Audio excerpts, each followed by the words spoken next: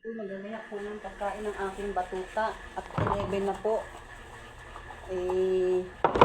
Prepare ko na po ang kanyang pagkain.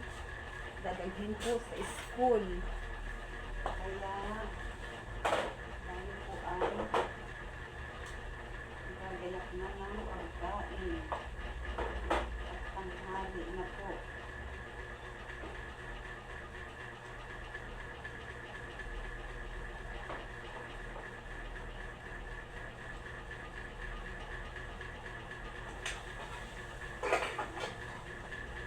Pagkain po ng aking batuta.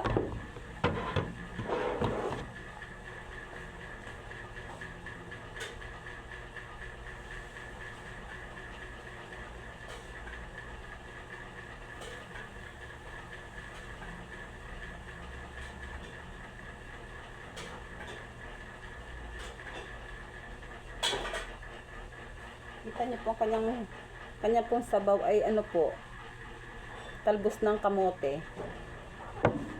Gusto niya po yung talbos ng kamote po. Yun po ang kanyang pang-ulam.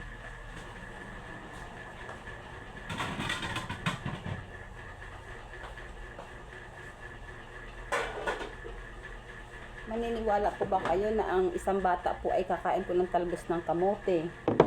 At saka po, tuyo. O, diba? Talagang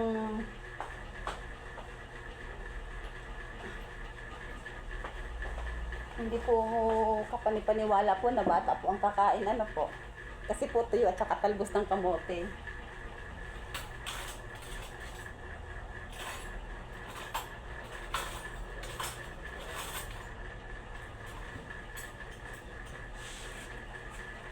Pare po yung matagal na po niyang request po sa akin talaga tuyo.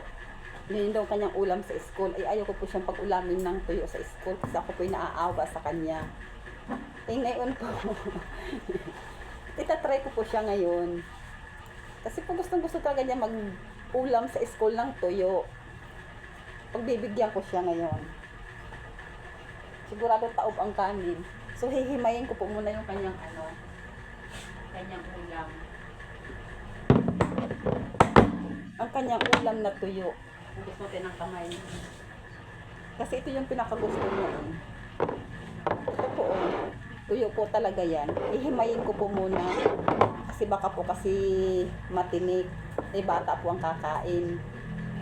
Di po ba sa ang iba pong bata ay gusto yung ham, hotdog, tusino. Ang aking pong batuta po hindi po nakakain ng tusino. Noon po pwede.